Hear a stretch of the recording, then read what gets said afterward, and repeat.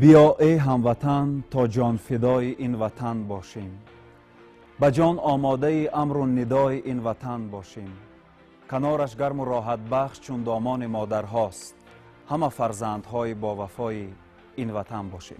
درود به بینندگان تلویزیون تاجیکستان. نخست برنامه صداقت را در یک جایگی با کمیته کار با جوانان و ورزش نزد حکومت جمهوری تاجیکستان آغاز و پیشکش شما می‌گردانیم. در برنامه امروزه ما اشتراک دارند کمانداتور حربی وزارت مدافع جمهوری تاجیکستان، همزمان ارکستر حربی نفسی وزارت مدافع جمهوری تاجیکستان و یک گروه مهمانان، البته که برای شما معرفی میکنیم. پادپالکونیک احتیاطی وزارت مدافع، معاون رئیس شورای سابقه‌داران خدمت حربی اصل‌الدین غایبوف و همزمان معاون رئیس شورای سابقه‌داران جمهوری تاجیکستان ولی سیورابیکوف و همزمان پالکونیک عبدالرشید حاتمیان، معاون فرمانده قواهای حربی هوایی و مدافع ضد هوایی به کارهای سیاسی و تربیوی. همزمان از کمیته کار با جوانان و ورزش نزد حکومت جمهوری تاجیکستان امیر ابراهیموف. خیلی خوش آمدید به برنامه صداقت. و چون همه ما آگاه هستیم امسال در سرتاسر تاجیکستان عزیز 25مین سالگرد تأسیس یابی قوای مسلح جمهوری را با شکوه و شهامت خاص پیشواز میگیریم. من خیلی میخواستم در آغاز صحبت همراه میشدن پالکونیک عبدالرشید و راجع به تاریخ تشکیل یابی قوای مسلح جمهوری تاجیکستان یک کمی سخن میگفتم. ارتش ملی که این خود زاده و همقدم استقلالیت دولتی جمهوری تاجیکستان محسوب می‌یابد، امروز مردم شرفمند ما در عرفه 25 سالگی قوه‌های مسلح قرار دارد. تاریخ انسانیت در هر یک دور و زمان و پیدایش هر یک دولت نقطه آغاز خود را دارد. بعد ریختن امپیری شوروی در قطار دیگر دولت‌های مستقل، نسیم تازه باد استقلالیت و آزادی اصیل در سراسر تاجیکستان کشور عزیزمان فراگیر شد.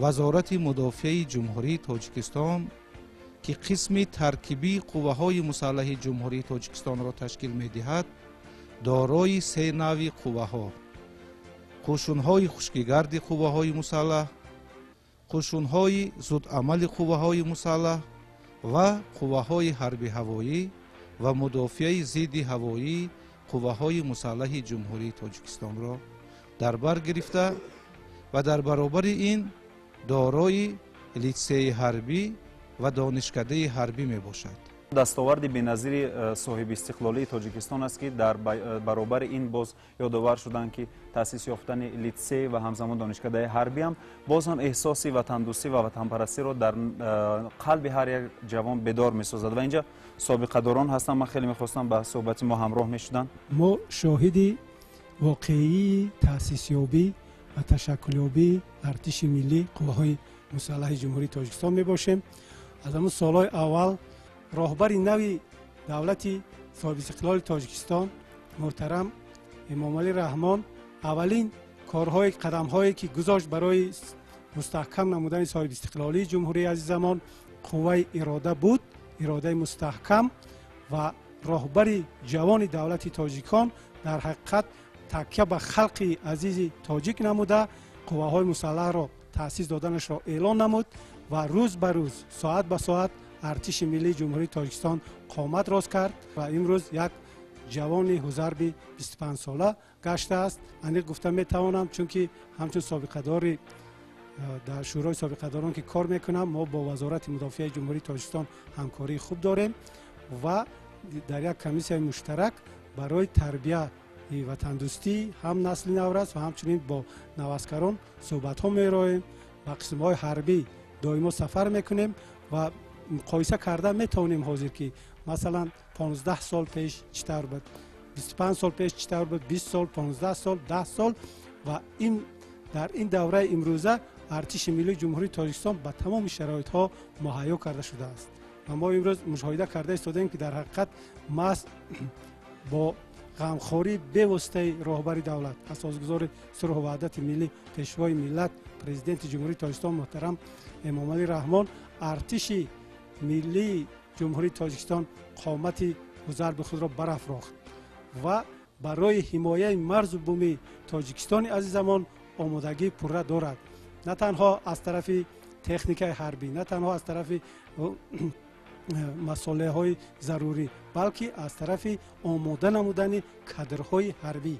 ما اوید به وطن دوستی حرف میزنیم، چون که این مفهوم ها با هم دیگر توأم می باشند و امروز نسل جوان ما البته حسی وطن دوستی و وطنداریش بلند شده ایستاده است، چون که ما وطن دوستی را نمونه بلندی وطنداری و وطن دوستی را نه تنها از گذشتگان پر افتخار خود دیده ایستاده ایم، گرفته ایستاده ایم، از دوره های قدیمی که برای وطن جان‌نثاری میکردند.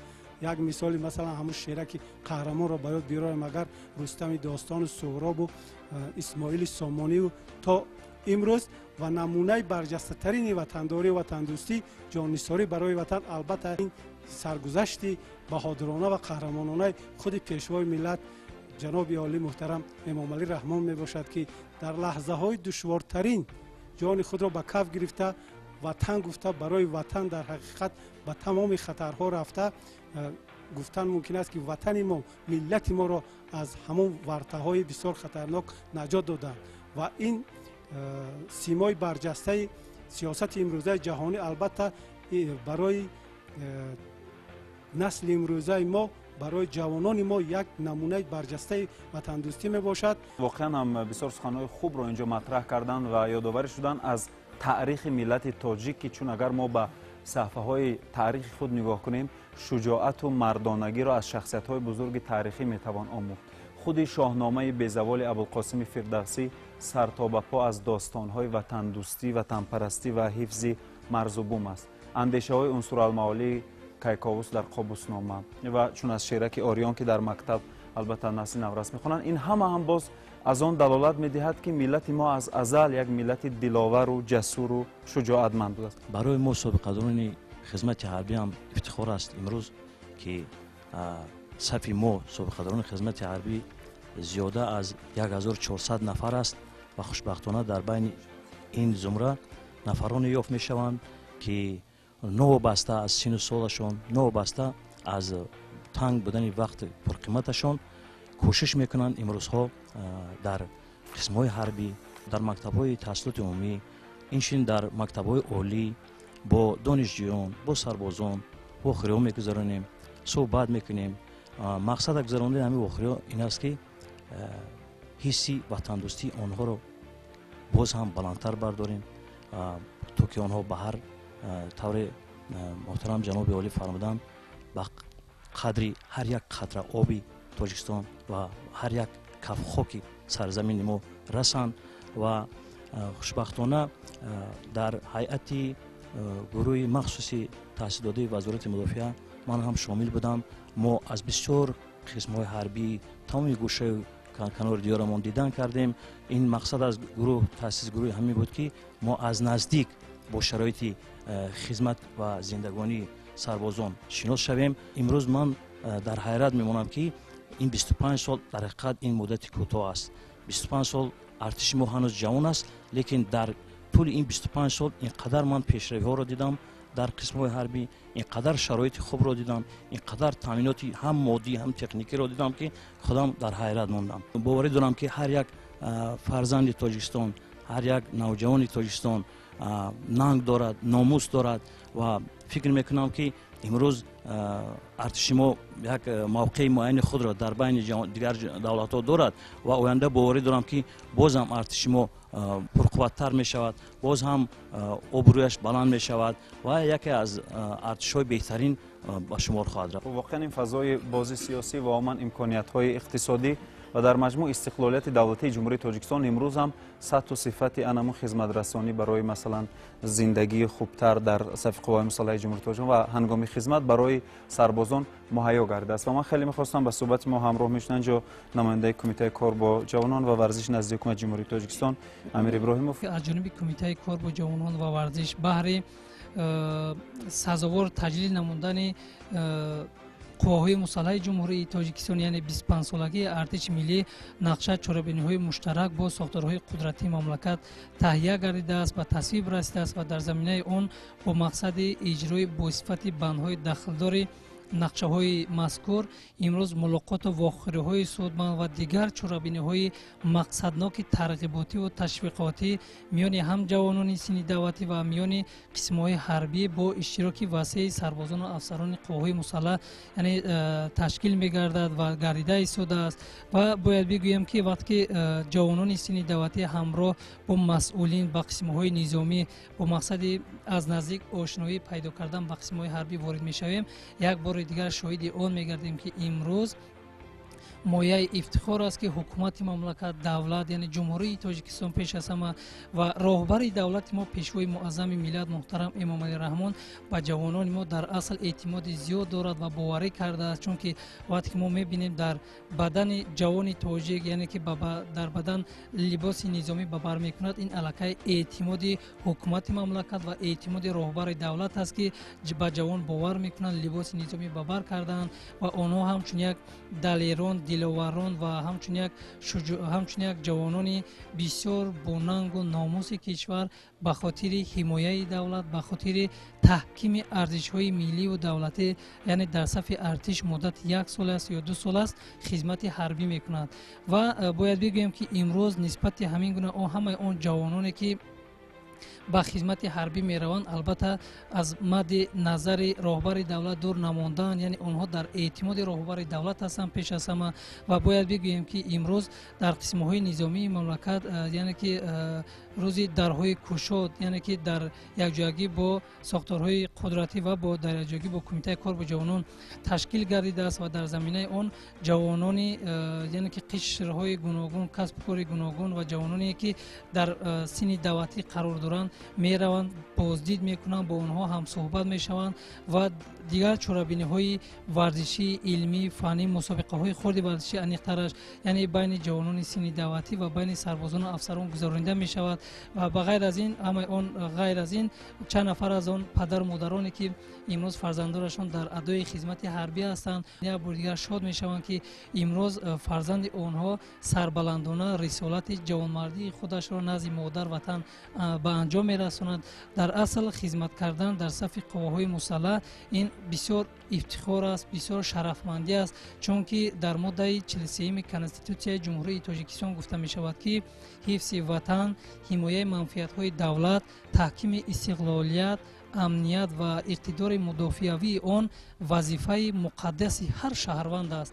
имрӯз аз ҷониби ҳукумати ҷумҳурии Тоҷикистон бо ҳамон дастуру ҳидоятҳои пайвастаи пешвои муаззами миллат, сарфармондии олии қувваҳои мусаллаҳи ҷумҳурии Тоҷикистон барои он нафароне ки хизмати модар ватанро адо мекунанд як зумра имтиёзҳо пешбинӣ шудааст. дар мисоли он нафароне ки хизмати ҳарбӣ кардан вақте ки онҳо мехоҳанд боз яъне ба ғайр аз хизмати ҳарбӣ ҳамчун як донишҷӯ яъне сазовори номи донишҷӯ шаванд аз ҷониби яъне ки маркази миллии теҳсиб барои ин гуна ҷавонон боз яъне ки холҳои иловагӣ пешбинӣ шудааст. бале ва ба ғайр аз ин вақте ки дар донишгоҳ ё донишкадаҳо дилхоҳ масалан супоранд ва як миқдор холи муайян яъне бали муайян барои онҳо пешбинӣ шудааст имтиёз. хулас вақте ки ҳамин хел имтиёзҳо, ҳамин хел дастгириву ҳамин хел меҳрубониҳо аз ҷониби ҳукумати мамлакат барои ҷавонон пешбинӣ мешавад, ман фикр мекунам дар асл имрӯз мо бояд ки ихтиёран бо мақсади анҷом додани рисолати ҳамҷавонӣ ва бо мақсади анҷом додани рисолати фарзандии худ дар назди модар ватан ба сафи қувваҳои мусаллаҳ ворид шавем. бисёр хуб ва чунон ки собиқадорон ҳаминҷо зикр кардан дар қиёс ба солҳои гузашта имрӯз мо аз чеҳра, аз рафтор, аз шуҷоати сарбозон нигоҳ мекунем ки хеле барои ватан заҳмат мекашанд бо дилу нияти пок ва худи онҳо дар барномаи имрӯзаи мо иштирок доранд ва хеле хуб мешуд чун худи онҳо аз рафти хизмат ва аз имконияту шароитҳое ки давлату ҳукумати ҷумҳурии Тоҷикистон барои онҳо муҳайё кардааст сухан мегуфтанд. хизматчиёни ҳарбии қувваҳои мусаллаҳ ҳар ҳамасола барои такмили ихтисос равона карда мешаванд, чунки ҳамин артиши ҷавон ба як артиши пурқуввати ба давлатҳои мустаҳкам табдил ёбад. шахсан ман дар якчанд давлатҳо рафтам ва аз шарту шароити хизмати онҳо бохабар шудам ва шарту шароити хизмати худамон артиши ҷавони тоҷик ба онҳо гуфтам. ҳатто онҳо ҳайрон шуданд ки чунин артиш дар як муддати кӯтоҳ ба чунин дастовардҳо расидааст. ин ҳам бошад аз ғамхориҳои сарвари давлатамон огоҳӣ мекунад ва мо чӣ хеле ки мегӯянд давлат бе артиш ин як мурғе аст ки беболу пар аст. мо хизматчиёни ҳарбӣ бо ин ғамхориҳои сарвари давлатамон илҳом гирифта баҳри ин ватани сарзамин бояд хизматро дучанд кунем. муҳтарам пешвои миллат дар ҳар як баромадҳояшон бо ҷавонон бо аҳли зиё таъкид мекунанд ки воқеан ҷавонон як нерӯи созанда ҳастанд ва чуне ки дар оғози суҳбат гуфтан ҳамун зиракии сиёсие ки насли наврас ва насли нави соҳибистиқлолӣ дорад, яъне ҳимоя кардани марзубуми тоҷикистон ва гиромидошти арзишҳои он як рисолате аст ки ҳар як ватандӯсту ватанпараст бояд дар ниҳоди худ ҷо кунад. албатта саршор аз ишқи ватан аст ва шумо дар роҳи хизмат албатта кӯшиш мекунед ки саҳми худро барои пешрафти ин ватан гузоред ва ҳамзамон аҳли ҳунар, аҳли санъат кӯшиш мекунанд ки бо суруду таронаҳои зебо ишқи ватан, садоқати ин ватан, арзишҳои ин ватан мисли истиқлолияту ваҳдатро дар шеъру сурудҳои худ ба гӯшу ҳуши миллати мо бирасонанд. ва дар барномаи имрӯзаи мо иштирок доранд овозхони оркестри ҳарбии гвардияи миллии ҷумҳурии Тоҷикистон Мирзомуродова گلجان که با ارمغان یک سرود آمد.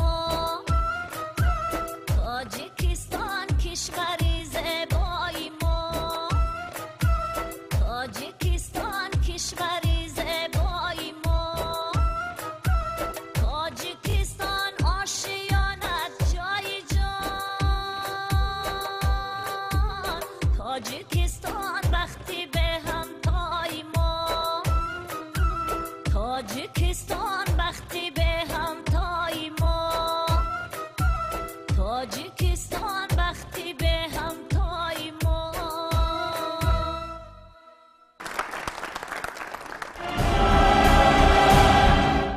برنامه صداقت ادامه دارد و بار دیگر خوش آمدید به تلویزیون تاجیکستان. من خیلی میخواستم که با صحبت ما همراه میشدن همین سربازان چگونه احساسات بود وقتی که اولین بار آمدید به خدمت به صف قوای مسلح جمهوری تاجیکستان و لباس حربی رو با بر کردید؟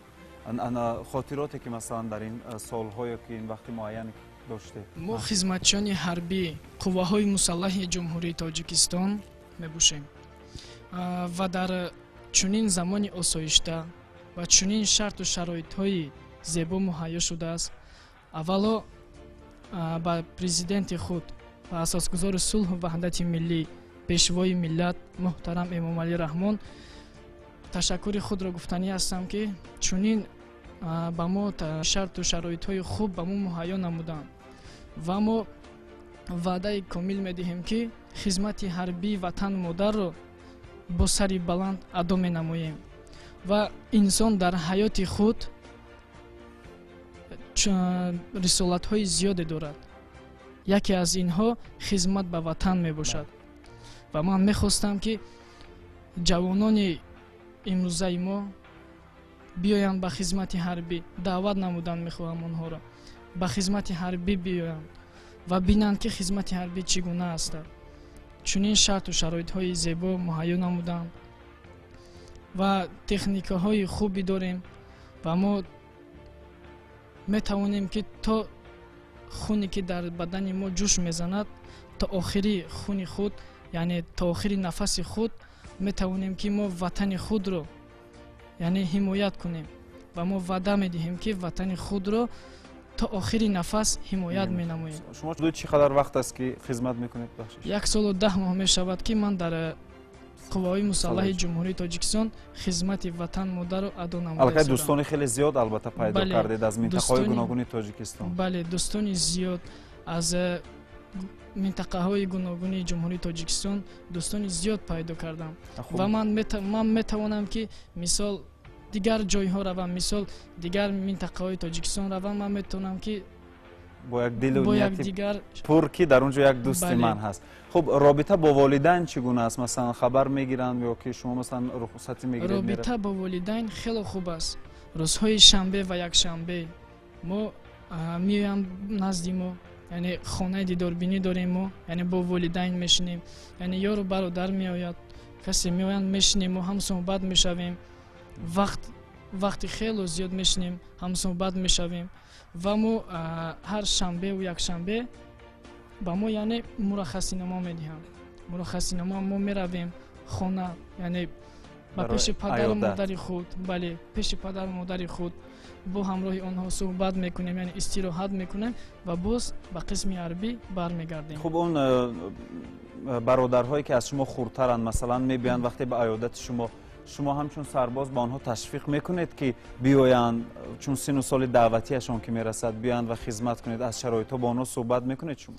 ما در عائله 4 فرزند هستیم، 4 پسر، اپا خواهر نداریم. ما اکرم خدمت وطن مادر را ادا نمود و دودر من در خدمت حربی میباشد. ما در یک عائله 3 نفر خدمت وطن مادر را ما کرده ایستاده ایم. بسیار خوب، عائله نمونوی میشوان گفت. برای بسیار خوب. خوب مرحمت، تشکر. نظر اندیشه های دیگر باشند اگر اینجا سربازان گفتنی ها داشته باشند؟ شکرانه از آن میکنیم که در این سرزمین آباد و آسایشته و در این سرزمین پاک خدمت مادر وطن را با سر بلند ادا نموده ایستادیم. ما به نهایت شکرانه میکنیم که در صف قواهای مسلح جمهوری تاجیکستان یعنی خدمت مادر وطن را پیش برده ایستادیم و میخواستم یک چند سخن از درباره خدمت گویم و پدر و مادر ما فخر از آن میکند که یعنی ما فرزندان با ننگ و آر وطن در صف قواهای مسلح جمهوری تاجیکستان خدمت نموده ایستادیم و در نزد یار و دوستان همسایه ها فخر دارند و میخواستم 4 مصرع در وصف وطن شعر قرائت کنم اگر اجازه بدهید. من همچو وطن یاری وفادار ندارم. من همچو وطن یاری وفادار ندارم، چون مهری وطن مهری پرانوار ندارم. با یادی وطن طی کنم روی جهان را، به یادی وطن قوتی رفتار ندارم. از فرش به عرش هرچی رود موجی صفایم، جز وصفی وطن شیوه گفتار ندارم. از عمر تمنای دیگر نیست مرا هیچ، زیرا چو وطن مونس و غمخوار ندارم. در برابر این میخواستم یک سوال به شما پیشنهاد کنم. روزهای اولی خدمت چگونه بود و عین حال چگونه است؟ خب احساسات شما، چون رفتید به یک محیطی که کلا انسان‌های ناشناس و بعد شناس شدید، بعد با آنها یار رفیق شدید. وقتی که من به قسم حربی خود داخل شدم، وارد گردیدم و مرا پیشواز گرفتند، یعنی آن سربازان کمی از ما بالاتر و در تربیه آنها بودیم و خیلی خوب آنها ما را خوب پذیرفتند و به نهایت شرایط خوب مهیا کردند و خیلی که حاضر با ما شما میبینید انا در تن ما لباس حربی باشد و یک چهره خوشحال و به نهایت خرسند هستیم. یعنی واقعا یک مکتبی هست که برای هر یک نفر یک انتظام معین را می‌آموزد و این انتظام در تمام زندگی برای هر یک انسان کمک رسان است. خب در بین شما هستند مثلا جوانانی که بغیر از خدمت باز اینچنین امکانیت و شرایط‌هایی هست در آنجا، مثل آزمون‌ها البته گذرانده می‌شود بین آنها، آزمون سرودخوانی یا که شعرخوانی یا که بازی‌های ورزشی. خب فعالیت آنها چگونه است؟ مدت 11 ماه می‌شود که در کمانداتور قسم حربی ادای خدمت می‌نمایم. در کمانداتور قسم حربی شرط و شرایط 3 وقت اوقات گرم، پوشاک‌ها گرم سری وقت مهیا میباشد و اجازه میبود یک بیت برای مادر قرائت میکرد. شما ختم کرده دانشکده فرهنگ و صنعت به نام بله، استاد ترسونزاده هستید. کدام اختصاص خواندید در آنجا؟ موسیقی آموزگاری. موسیقی آموزگاری. خب حتما که رفتید مثلا به خدمت، از شما پیوسته هم خدمتان خواهش میکنن که سرود خوانید. بله بله. بیشتری درخواست آنها سرود درباره وطن، مادر. بسیار خوب. و امروز هم شما با یک ارمغان آمدید که در وصف مادر بله بله قرائت میکنید. بسیار خوب. مرحبا. خدایا در کجای مادری من که به تو خالی شد با مادری من، نمیدانم خبر داری نداری، سفیدی زد همه موی سری من. الا ای مادری غمبر کجایی، الا دستی نوازشگر کجایی، سرم نسبت شد مانند شیرت، دلم گم میزند مادر کجایی. بگویم مادر صدا کن، مسافر قسمتی خود را دعا کن، نشسته بر سری گوری تو سرمد، بخیزا درد جانش را دوا کن. امروز در توی وطن خوشبوی شد بوی وطن، امروز در توی وطن خوشبوی شد بوی وطن، چون با تو بوی کوهسار خوشبوی شد بوی وطن، چون با تو بوی کوهسار خوشبوی شد بوی وطن. از فیض استقلالی ما، از بخت به امثالی ما، از فیض استقلالی ما، از بخت به امثالی ما، میپرورد ما را وطن، چون با تو باری بر کمال، سامان دل و سامان فریم، مهری وطن میپروریم، سازنده ای آینده ایم، با دوستی پاینده ایم، سازنده ای آینده ایم، با دوستی پاینده ایم. گارد ملی جمهوری تاجیکستان یکی از جزوهای جدا نشونده قوای مسلح جمهوری تاجیکستان به شمار می رود.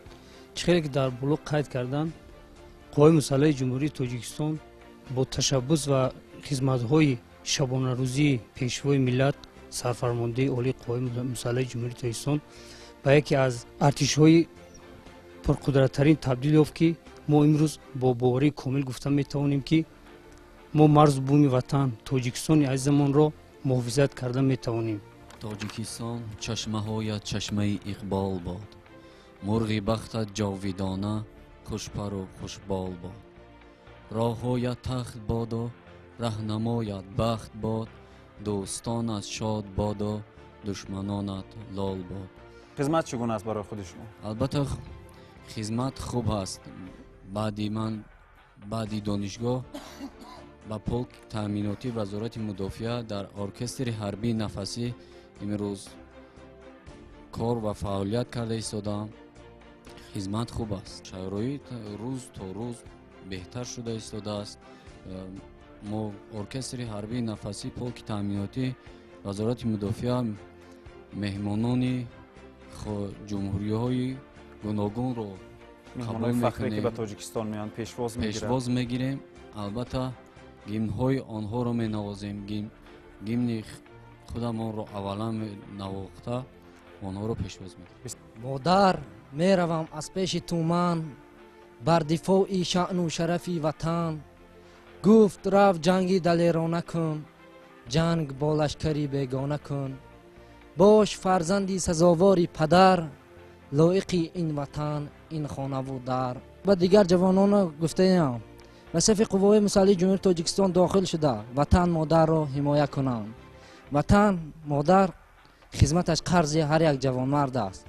این هم فرض است خدمت هم قرض است. عباره مادر وطن هم برای آن در دل و دیده مردم تاجیک جا و معوا گرفته است که انسان در آغوش مادر می سبزد و این دنیای هستی را همچون یک تحفه قیمت‌بهای از فضل یزدان می گیرد و وطن آغوش گرم خود را برای او باز می سازد. وطن به همه خاطر وطن بهترین و زیباترین لحظه های زندگی را برای هر یک جوانمرد تاجیک مهیا می سازد. من سرجان جناتو می باشم و سال 2016 به صف قوای مسلح جمهوری تاجیکستان داخل شده. با صداقت با خلق خود صادقانه قسم میاد کردم و در آنجا ما بسیار چیز را از خود کردیم. هر پگاهی ما میخیزیم با جسم بدن برای گیگینه، برای تازگی خود، برای زندگی. در زندگی هم ما باید تیار شیم. با این خدمت همین است که چیزی که در خدمت حربی یاد میگیریم و این برای زندگی همون هم در کار میشن.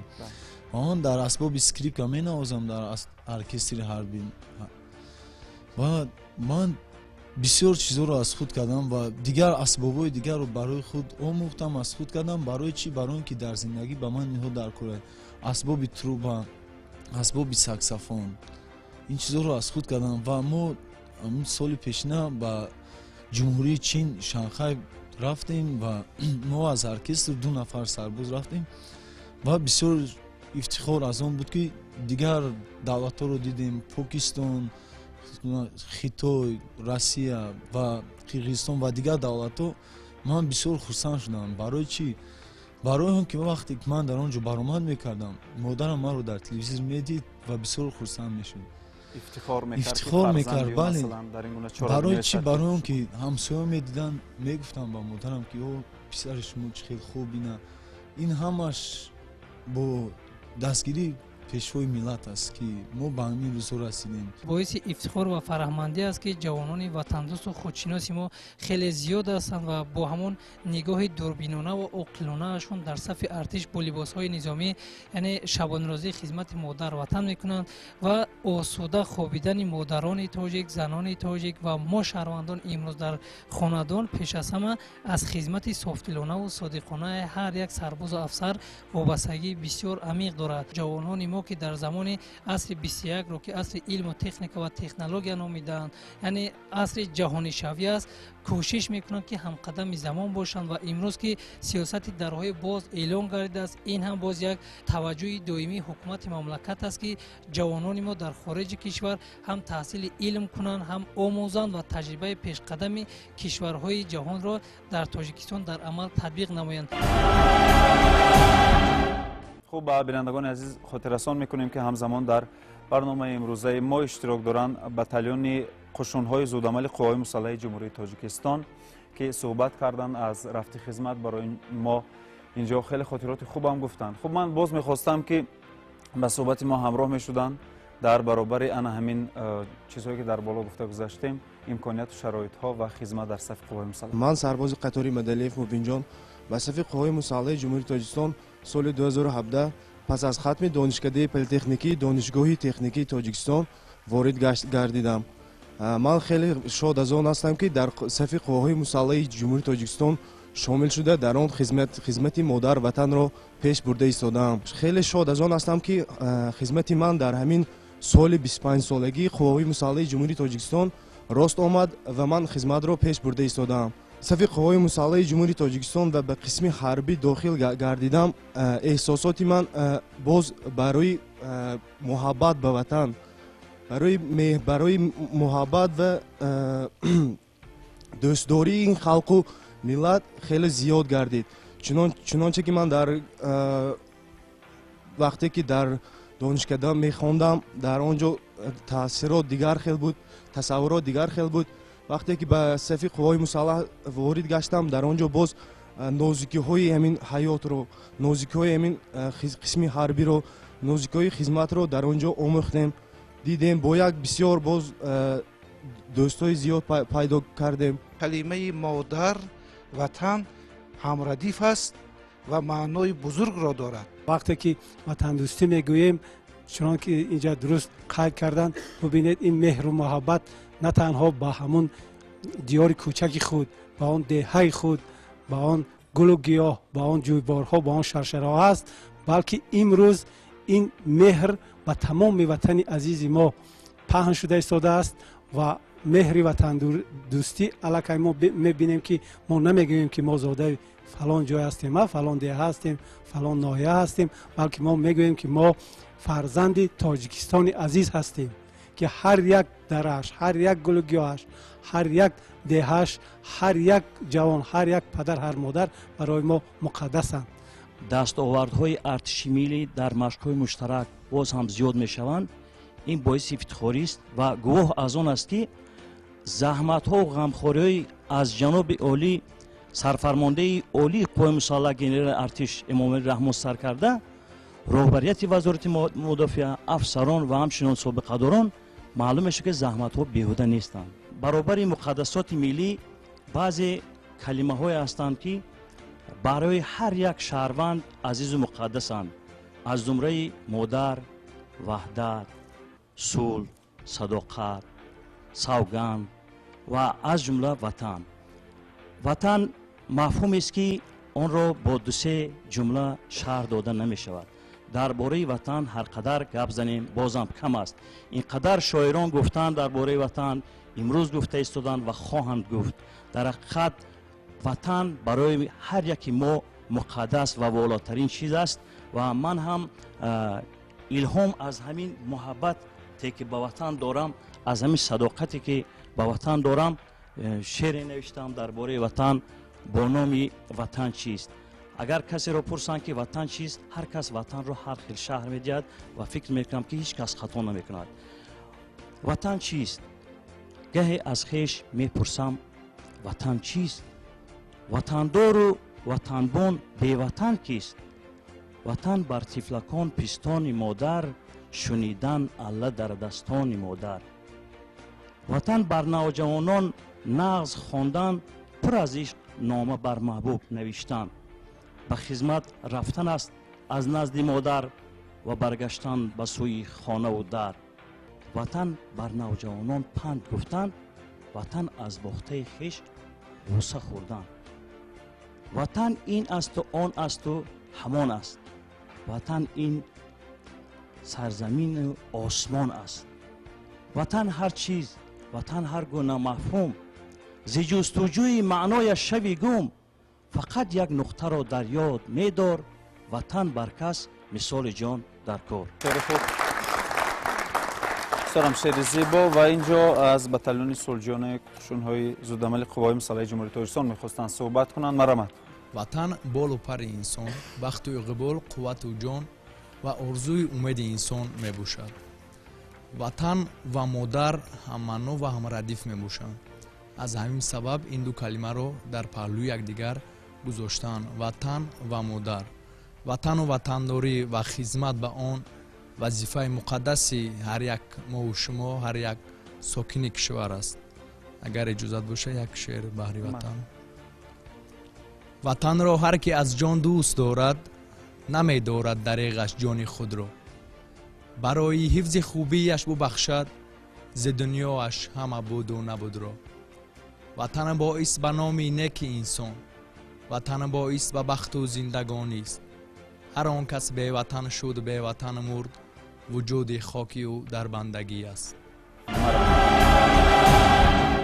хуб, бинандагони азиз, идома дорад барномаи садоқат ва боз ҳам суҳбати мо атрофи ватандӯстӣ, ватанпарастие ки дар ниҳоди ҳар як ҷавони тоҷик аст. ва имрӯз дар барномаи мо он нафароне ҳастанд ки ҳамеша фикру зеҳну зиндагии хешро дар роҳи ободии ватан ва дар роҳи қувваҳои мусаллаҳи ҷумҳурии тоҷикистон сарф карданд ва сарф карда истод. ва мо мӯътақид ҳастем ки ҳар як насли ҷавон албатта аз шумо як намунаи ибрат мегирад ва шуҷоати шумо, сухан гуфтани шумо, далерии шумо барои онҳо боз ҳам як таҷриба мешавад ва дар дилу дидаи онҳо як шӯълаи умед барои хизмат дар сафи қувваҳои мусаллаҳ фурӯзон мегардад. дастовардҳои 26 соли истиқлолияти давлатӣ дар маҷмӯъ агар бибинем, ҷумҳурии тоҷикистон дар ин муддат соҳиби истиқлолияти давлатӣ гардид, соҳиби ваҳдати миллӣ гардид, соҳиби тамоми арзишҳо ва муқаддасоти давлатӣ гардид ва дар баробари ин ҷумҳурии тоҷикистони зебои мо соҳиби артиши миллӣ гардид.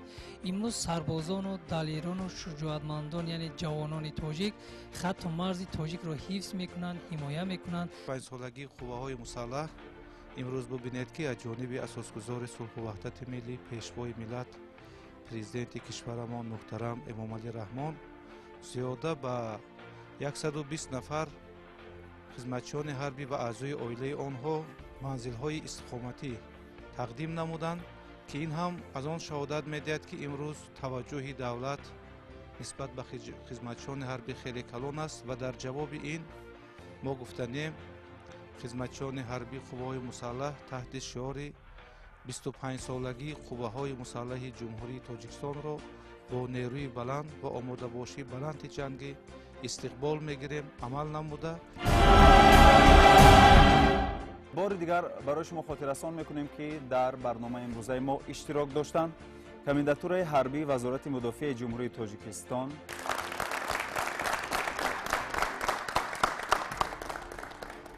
оркестри ҳарбии нафасии вазорати мудофиаи ҷумҳурии тоҷикистон ва ҳамзамон сарбозон аз батальони сулҳҷӯёнаи қушунҳои зудамали қувваҳои мусаллаҳи ҷумҳурии тоҷикистон.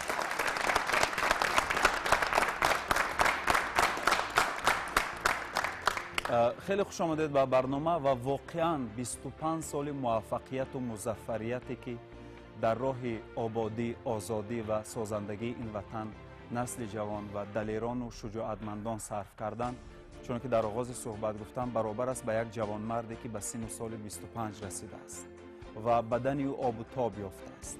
зеҳну ақидаву андешаи ӯ бо меҳри ватан пайваст гардидааст ва дигар ҳеҷ қуввае наметавонад ки ин ҷавони соло, ин ҷавоне ки андешаи худро дорад, ин ҷавоне ки шуҷоати худро дорад, далерии худро дорад, аз роҳ берун кунад. ва мо ифтихор мекунем ки ин марзи бузург, тоҷикистони соҳиби истиқлоли мо, ки воқеан хонаи ободу умеди ҳама тоҷикони рӯи олам ҳаст, обрӯву эътибору зиндагиву рӯзгори ҳар яки мо ба ҳисоб меравад, бо шумо бар ин фарзандони шуҷоатманду фарзона боз ҳам номи худро дар арсаи ҷаҳон миёни давлатҳои мутамаддини олам баландтару болотар месозад. изҳори сипос ва ташаккур аз ширкати шумо дар барномаи садоқат. дар ҳамин ҷо бинандагони азиз, барномаи мо ба поён мерасад. ҳамеша сарбаланду саодатманд бошед.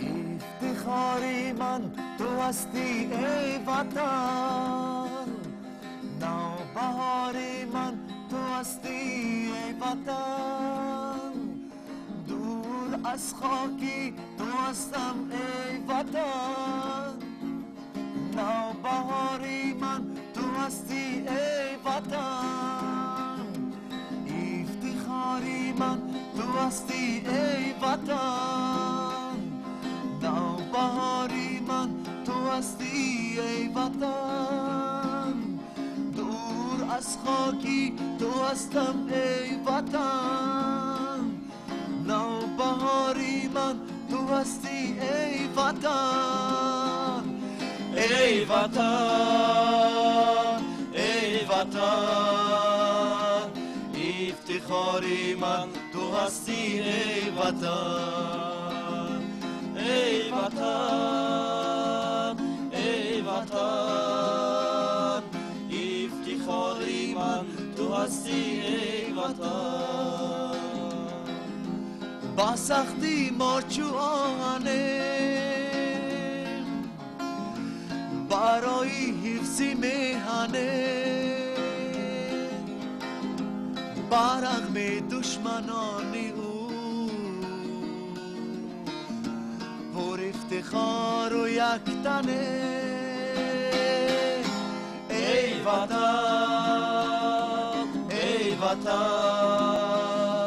افتخاری من تو هستی ای وطن ای وطن ای وطن افتخاری من تو هستی ای وطن زی هر دو یار و کشوریم ورا مثلی اسفریم باقی پی هم نهادگی با احترام مادره